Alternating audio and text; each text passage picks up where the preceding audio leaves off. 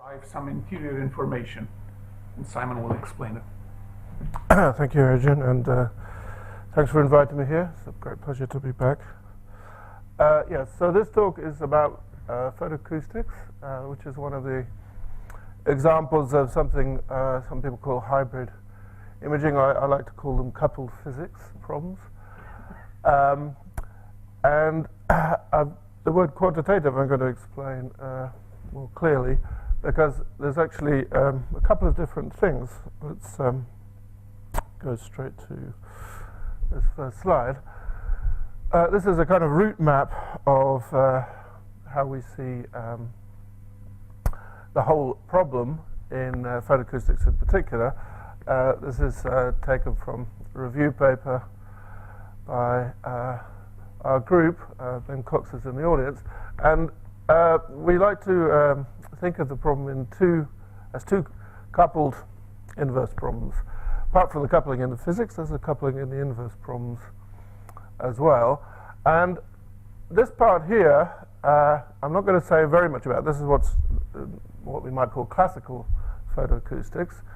Photoacoustics itself, of course, is not very old, maybe 15, 20 years, but it's seen a lot of activity and a continuing activity at the current time. What we started to look at about 10 or 12 years ago is a second inverse problem that lends an interpretation to the information you get out of solving the first inverse problem.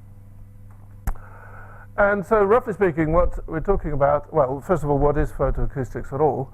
Again, you will hear a talk this afternoon by Ben Cox, which will give you some more information about that, but let's just give the brief introduction to it.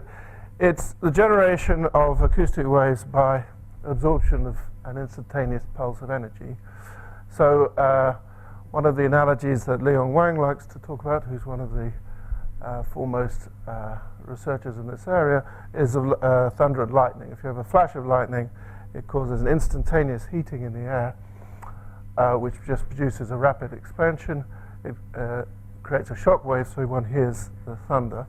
And if three observers, if it were in infinite space, it would be a spherical wave. Actually, in the atmosphere, because of the laminar nature of the atmosphere, it's not really a spherical wave, but nevertheless, it propagates as a wavefront. And if you had three observers listening to the arrival time of the thunder at three different points, and by observing the lightning, you would know the the reference time of generation of that pulse of the thunder. Then the three, if the sound speed was homogeneous, you could draw the intersection of three spheres, and you would locate the lightning. Well, things are much more complicated because of non-homogeneous sound speed, because of acoustic attenuation, and so on. So there are many interesting problems that come into solving this, but essentially, from a biological tissue, you use a manufactured light pulse, just a short pulse generated by a laser, which can go down to something like a picosecond, much faster than the propagation time of acoustic waves. So from the point of view of sound speed, it's essentially instantaneous.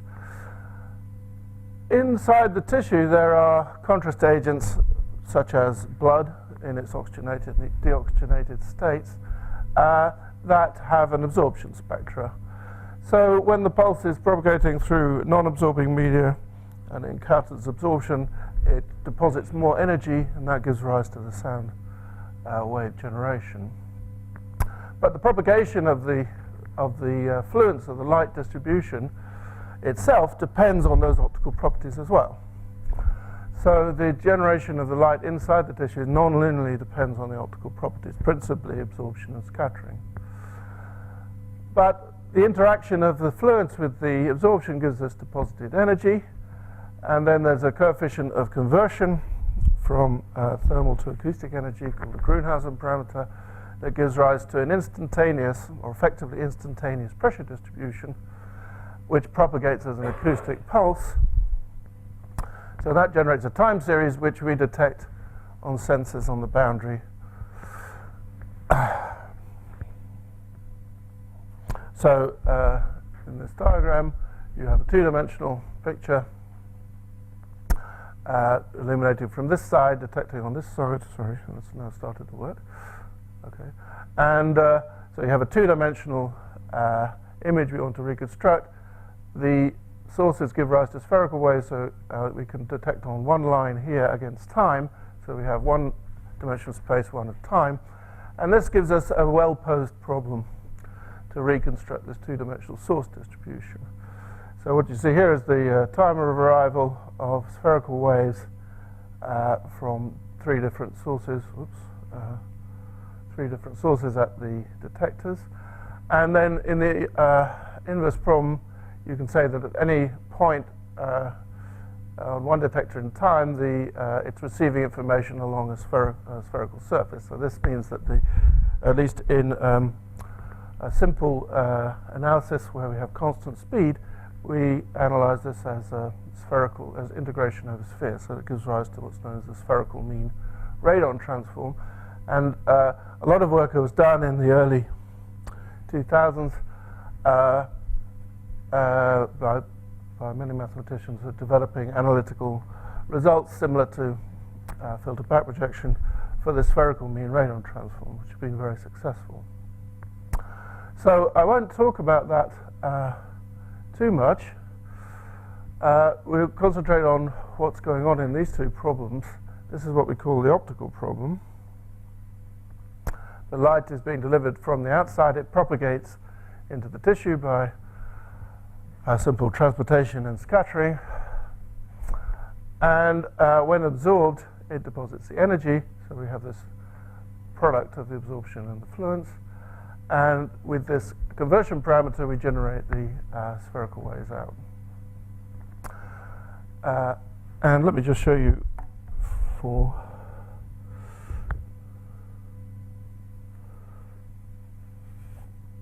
information the kinds of images. So this is a photoacoustic image obtained at UCL of a tumor in a mouse. And what you're seeing is, this is simply an image of the initial pressure, so it's not quantitative. This is where the light has been absorbed, and of course it's giving very good resolution of the fine vasculature in the tissue because this contains hemoglobin, which is strongly absorbing, whereas the ordinary tissues, the fat and the intercellular tissue is not producing much absorption. Yeah, this is about 2 by 2 by 1 centimeters. The resolution, the size that you get depends a lot on the resolution of the detectors that you use. So you have a trade-off between resolution and noise, as in many modalities. About 1 centimeter.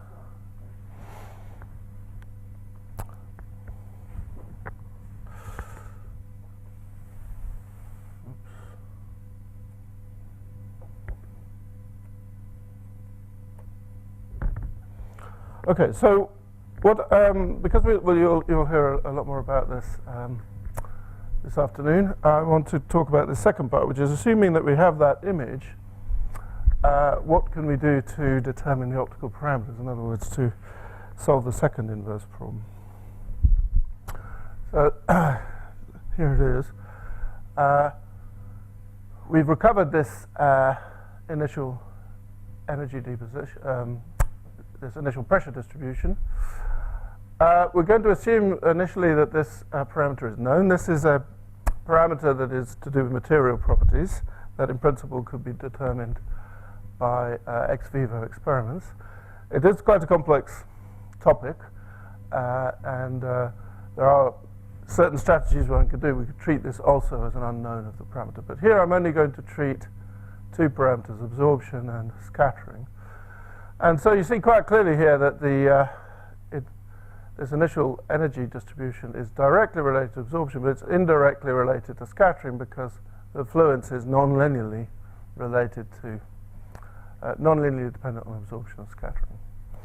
So we do the normal thing. We treat it as a... So the previous picture from the mouse was just the P0? Yes.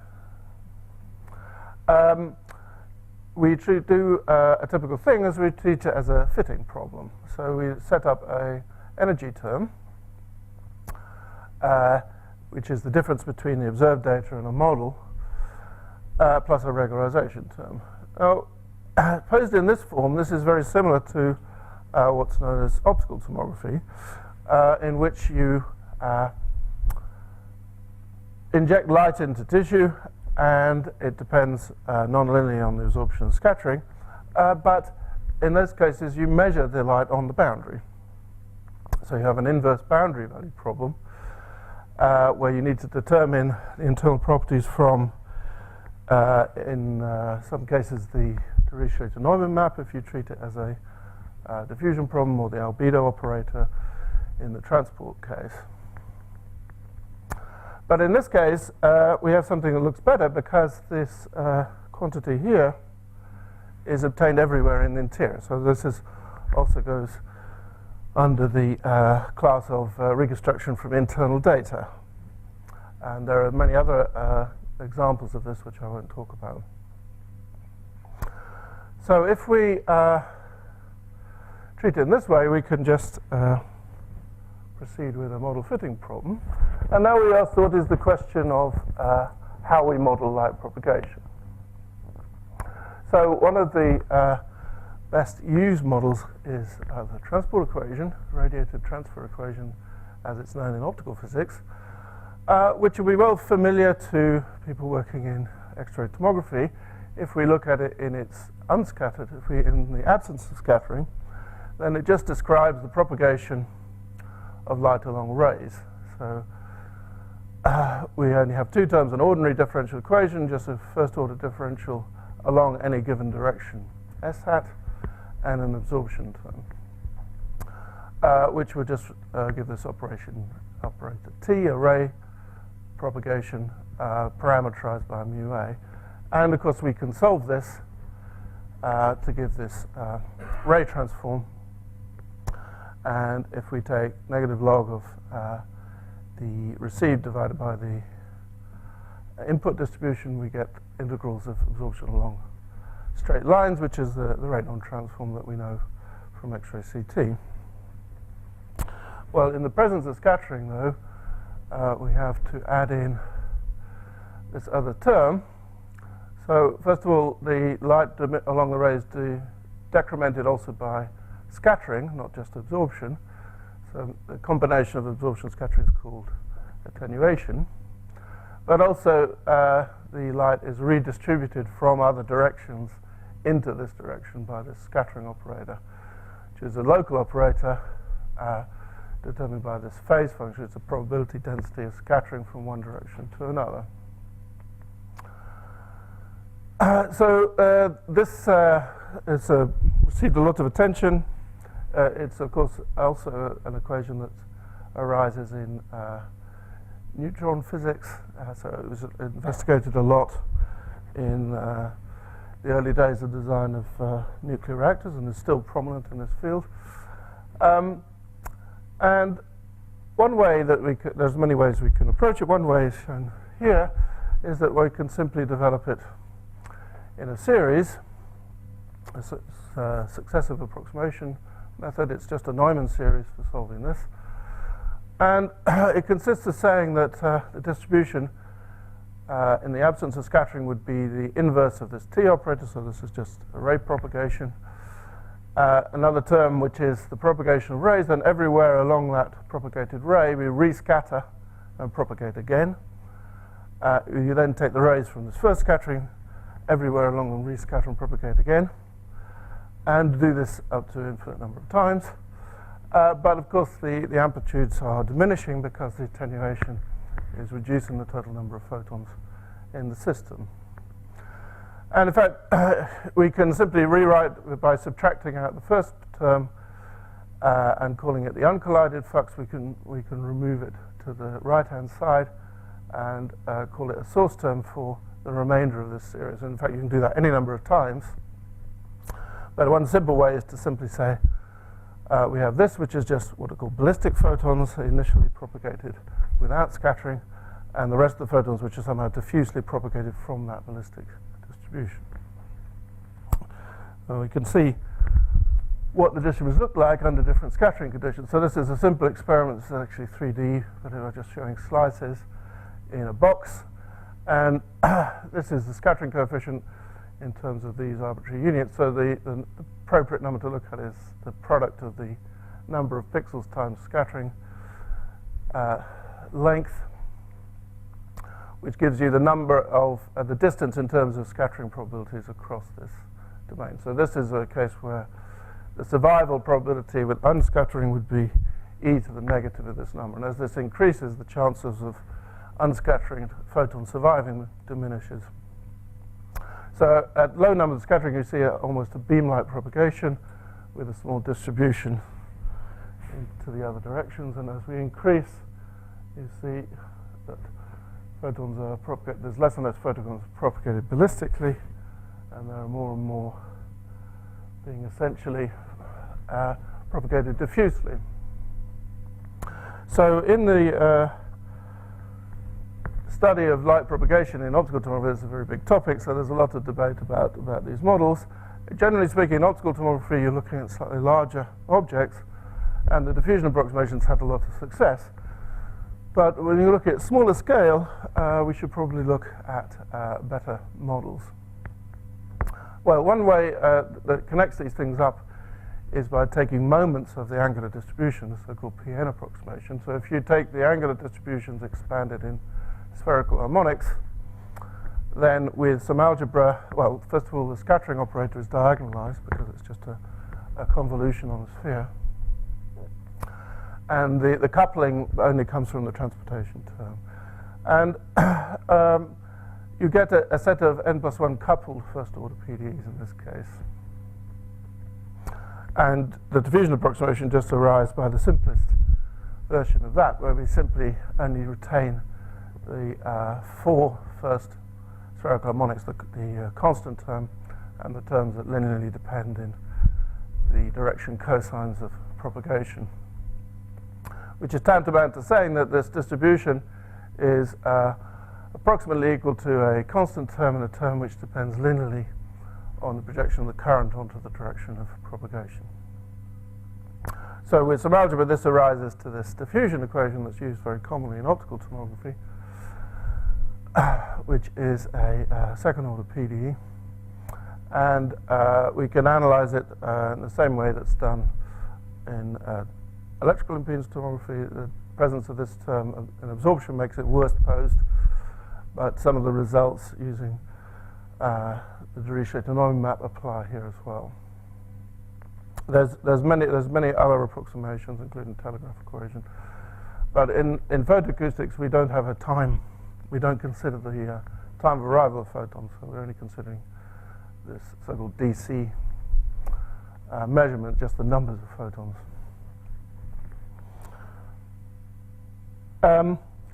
In the case of the diffusion equation, well, so we were asking about the reconstruction of parameters from internal data. So a natural question is what is sufficient data? If you want to reconstruct 2 parameters, absorption and scattering, we can't do it from a single internal measurement. And we can see this quite easily through this transformation to Schrödinger form by the Lowville transform. So it's again standard approach. If you put a new variable, the square root of d phi, and we term this the Laplacian of d divided by square root of d divided by d plus mu a d, then the diffusion equation becomes Helmholtz form, just Laplacian plus eta squared psi equals a source term. And then we can ask, is it possible to construct 2 distributions? Are there 2 absorption scattering distributions which will give rise to the same internal energy h? So we're going to say mu a phi and mu a tilde phi tilde are the same. Well, that'll be true if mu a over d half size the same thing with the modified parameters. So we would need this condition that this equation and this modified equation are the same, and that the source terms are the same. Well, actually, that's easy to achieve. First of all, we just need that the ratio of the sources are the same on their support. This can clearly be satisfied because if we have eta depends on absorption and mu A and D, so we can, given a change in absorption, we can find a change in diffusivity, which will give you the same value here. But this is true in conventional optical tomography, but this is another condition that's needed, that the gradient of the wavefronts is orthogonal to the directions given by this parameter here. So this zeta was just this ratio here. So this will be 0 if the ratio of absorption and diffusion is constant normal to the wavefront of psi. And what we can see is that therefore with one measurement, one illumination, these conditions can be satisfied. But in multiple illuminations, if these wavefronts are chosen to be close to orthogonal, it won't be possible to construct two distributions such that this is true for two orthogonal or nearly orthogonal wave sets. So we need at least two different illuminations to be able to uniquely reconstruct absorption scattering. And, well, I said I wasn't going to mention too much about the Grunhausen parameter, but Val has shown that this is still non-unique. Even in multiple wavefronts, we have to look at multispectral information in that case. Okay, going back to the transport operator, we write it in this form, so now we just write L as the whole transport operator here. And we'll write this L star as this adjoint transport operator, which is just giving by the reversing the direction of propagation.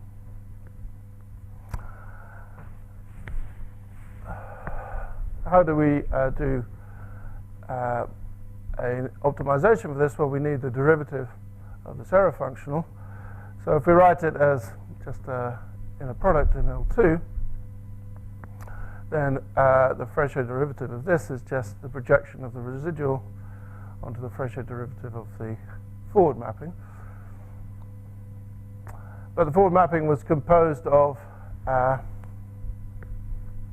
two pieces, the product of the absorption and the fluence.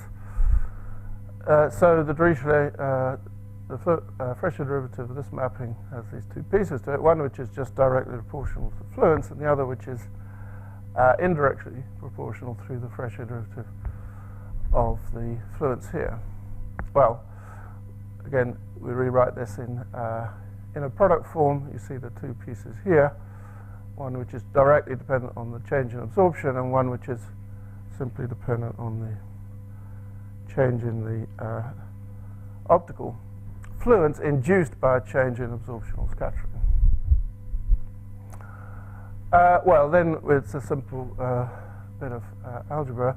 If you look at the adjoint field, which is just the solution to the transport equation with the residual times the absorption as the source, this, what's important to note is this is only non-zero when the absorption is present.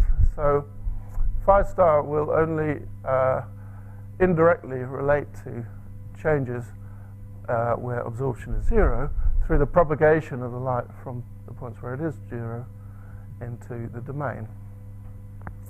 Well, then we just do some manipulation. We make use of the fact that this part is angularly independent, so its norm in L2 omega is the same as its norm in L2 omega producted with the sphere. Just reverse from the adjoint, take the adjoint to the other side and change signs. And then exploit the linearization to say that the RT operator acting on the change in absorption is the same as the change in the operator acting on the original distribution. So we allow us to finally get a change, a form for the change in the energy functional, ignoring the regularization, just the data term, due to absorption and scattering. And so this term is directly just the composition of the forward field with the residual, and this one is indirectly because this is the forward field, this is the adjunct field, which depends on the transportation of the residual times the absorption. And the scattering term only depends on these. So this is a sort of physical explanation of why the scattering term is harder to determine than the absorption term. Okay, so then in implementation, we can just consider this in a discrete setting. So we set a suitable basis. We use a finite element solver. So these are finite element basis functions. And then we can, in that case, just rewrite this as formally a Jacobian, which is just the derivative of the forward mapping for every point in the image. To obtain this, we would have to solve an adjoint problem putting a source term at every pixel, which is very expensive. So the previous method, we only need to solve one forward and one adjoint problem for each light illumination pattern. Nevertheless, it's useful to use these explicit Jacobian constructions to get some understanding of the ill-posedness of the problem. And again, you see what shows up here.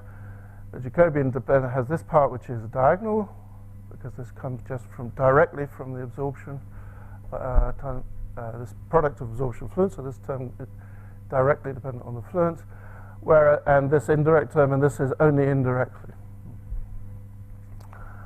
So you would get no update directly if there was a zero absorption and there was a scatterer present. You can only reconstruct it by the fact that the scattering is indirectly changing the fluence, which is measured at points where there is non-zero absorption.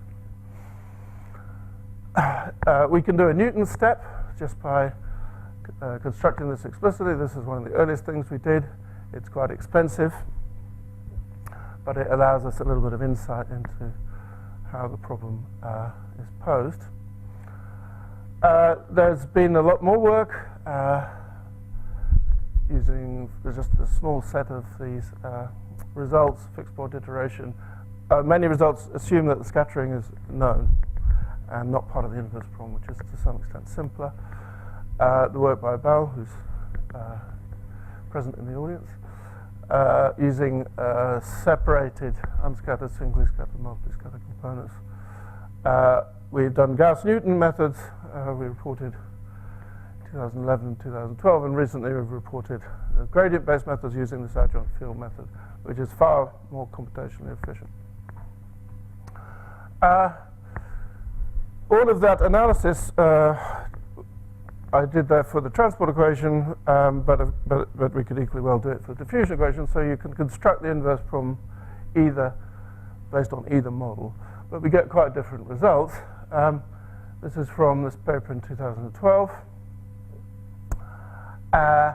Here we are actually using 4 illumination directions. So in the square domain, we're assuming the light is propagated from the bottom, from the right, the top, and the left.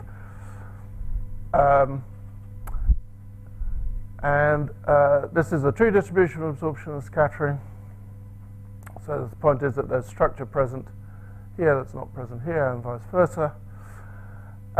This is the result with the radiative transfer model, and this is the result with the diffusion equation model. And these are just cross sections across. The blue is the transport solution, and the red is the diffusion solution. This is simulated. Yeah. How do you get the true? Oh, this is what we put into the model. This is which model is used to get the true? For either model. This is the underlying optical parameters. This is the model for the photon propagation. So given these distributions, we can model the light fluence with both. In this case with transport, in this case with diffusion.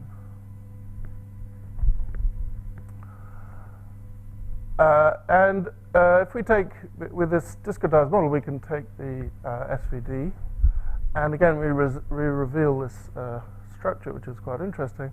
Half of the singular values are well recovered, so it's half well posed. It's correspond to the absorption part, and the second part, which corresponds to the scattering part, is much worse recovered in the diffusion case than in the transport case. And then these are the results we published last year, which are with the gradient-based method using the adjoint field. So this is just using one forward and one adjoint source per illumination. And for relatively smooth distributions, we get very good recovery.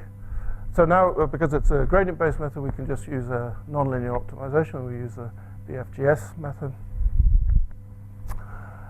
And with the sharply changing parameters, we see a worse recovery of the scattering than the absorption. And these are with actually first order taken off. No, I think this must. Sorry, this is incorrect. This is with TV regularization. And this is just showing the computational cost, which is not too surprising for a small number of unknowns. The cost of constructing, or well, first the memory costs of constructing the Jacobian explicitly starts to grow infeasibly quickly, whereas the cost of the gradient-based method remains handleable. And then in the solution, this is the strict reconstruction time, so it does depend a bit on the efficiency of the algorithm, but assuming that's not been done too badly. For small-scale problems, the Newton method, of course, is better. It converges more quickly. But as the number of elements gets here to around about 10 to the 4, which is only 100 by 100 in 2D, the computational cost of the Gauss-Newton method starts to become unreasonable. Okay, so I have a few more minutes, so I'll just mention something about the multispectral aspect. So one of the reasons that photoacoustics is so interesting to biomedical users in comparison with thermoacoustics, which predates it and which to some extent allows you access to larger scale medical objects, such as its use in breast imaging. One of the reasons it's so interesting to biomedical practitioners is because of the multispectral aspect. The light that you use as the illumination can be chosen almost at will across the visible and near-infrared spectrum, because these days one has lasers that are tunable to any degree. So it allows you to characterize the data not just by its spatial structure, but also its spectral structure. And if we do such a thing, then we see that each of these quantities has a spectral dimension to it, the absorption and the fluence.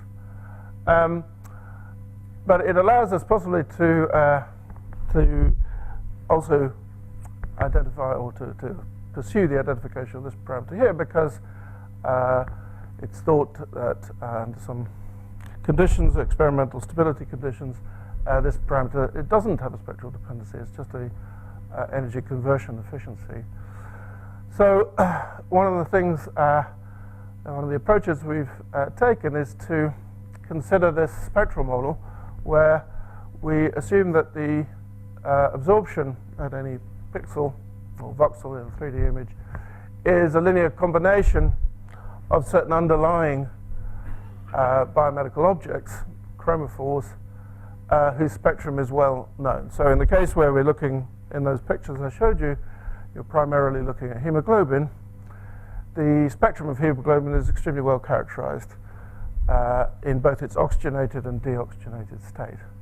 So if one writes it in this combination, one, rather than thinking of this as the reconstruction of uncorrelated images across the whole spectrum, we can impose this as a prior knowledge.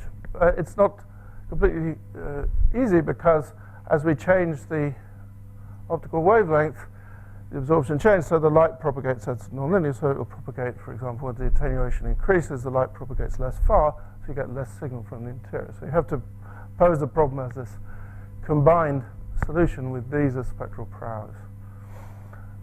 This was an early result doing that.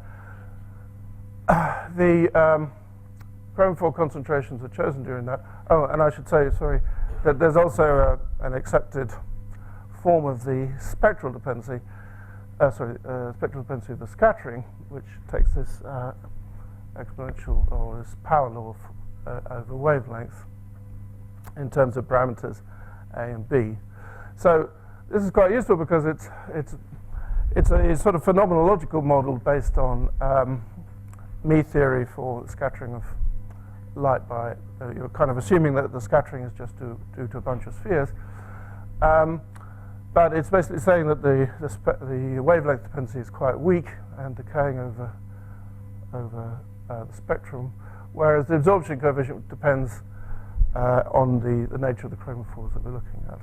And this is the just at the end of the visible range into the near infrared range, which is the active spectrum of interest in these problems,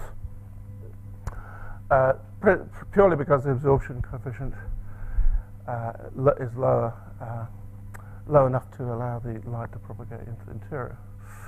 And here is the reconstructed concentration. This was with the diffusion model, reconstructing the chromophore concentration and the scattering parameter here. And again, we see this increased noise in the scattering reconstruction, which is understood again just from the fact that the scattering is only influencing the measurement through this indirect change in the light fluence. Okay, so to summarize, photoacoustic imaging is a vast growth area. We'll hear a talk from Ben and also I think from Laurie tomorrow. This topic of quantitative photoacoustics has though been more recent. It's grown up in the last 10 years, but is also being very actively pursued. And similar methods, Guillaume Bell has written a lot about this application in general to other problems like thermoacoustics, ultrasound modulated optical tomography, ultrasound modulated electrical impedance tomography. I won't discuss any of those. Simplest idea via linearization is probably not sufficient because it won't give you access to the scattering readily. The 3D problem, if we have internal data, it's only mildly ill-posed, at least it's much better posed than the inverse boundary barrier problems, but it becomes a very large scale.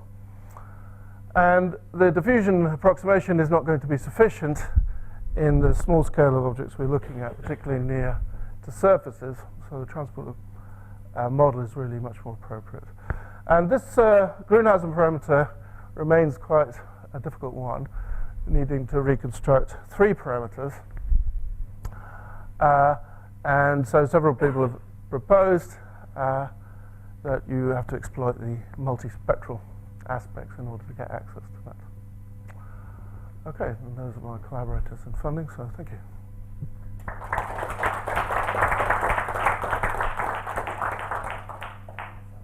Questions?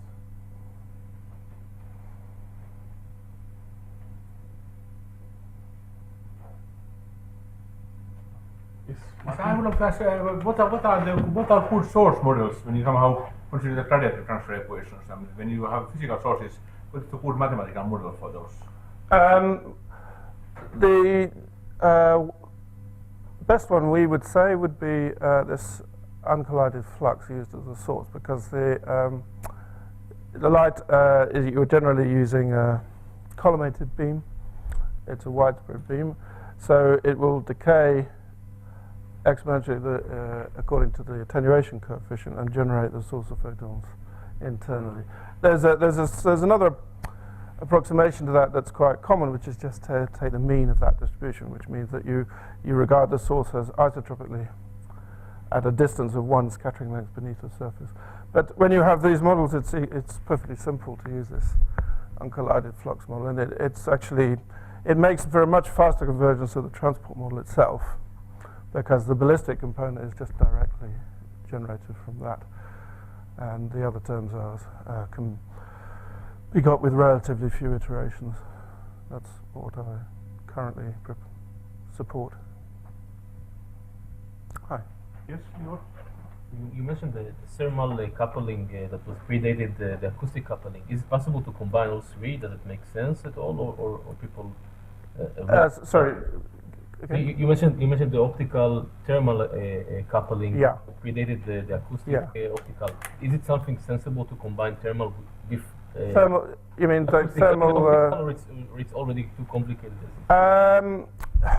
That's been proposed. So people have proposed a number of things. One is to combine actual optical tomography. So in other words, since you put in a light pulse, you could measure the boundary light signal. And because it's a pulse of light, you can measure that with a time domain instrument. Those are quite expensive. But that problem is much worse posed. So the resolution you get from solving the diffuse optical tomography, or even the transport optical tomography problem, is very weak. But I mean, there's been a small amount of work on that. It doesn't have a spectacular influence, actually. But are you also talking about combining this with like thermal tomography measuring? Yeah. I don't know anyone who's done that. I'm not quite sure how feasible that is. Do you know, Ben? No one's done it. No one's tried it experimentally. You need quite different sources, quite different setup. I mean, also the scale of the image you're looking at would be quite different. So.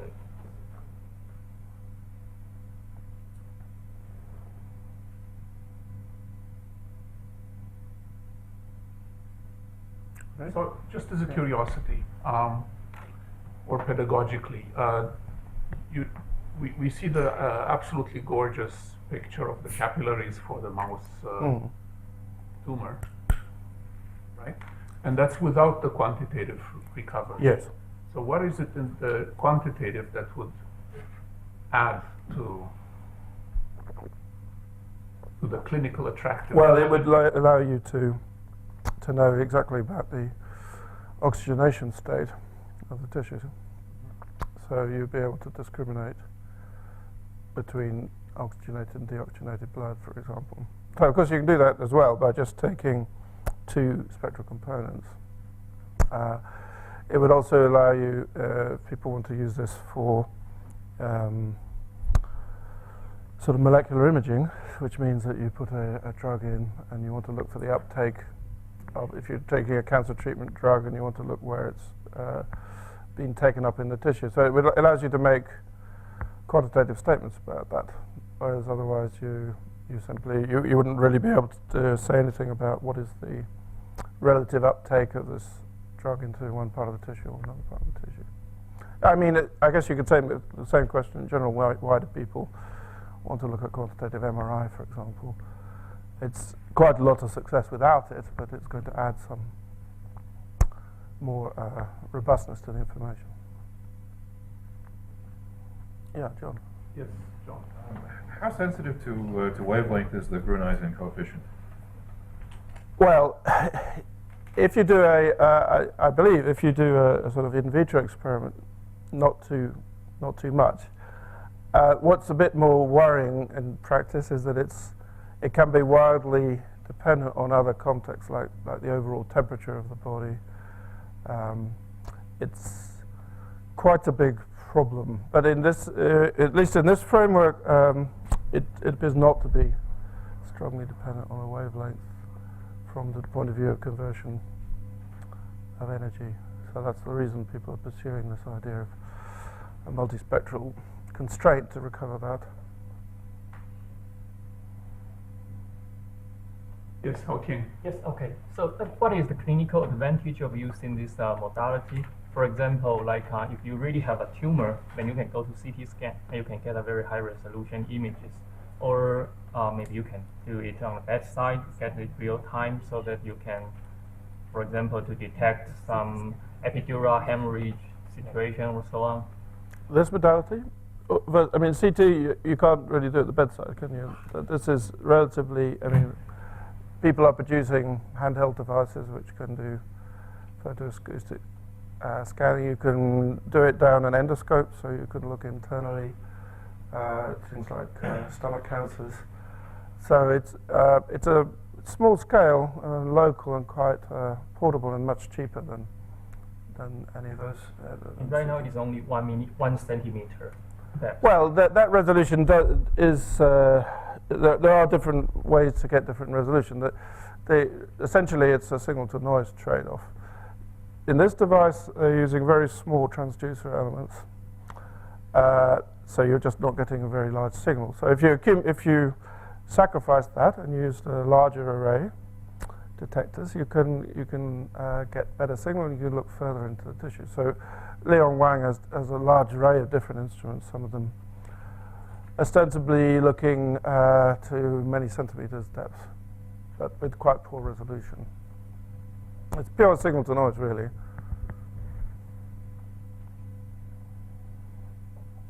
You see those capillaries on CT? Yes. Yeah? Not really, but you can see something else. Mm.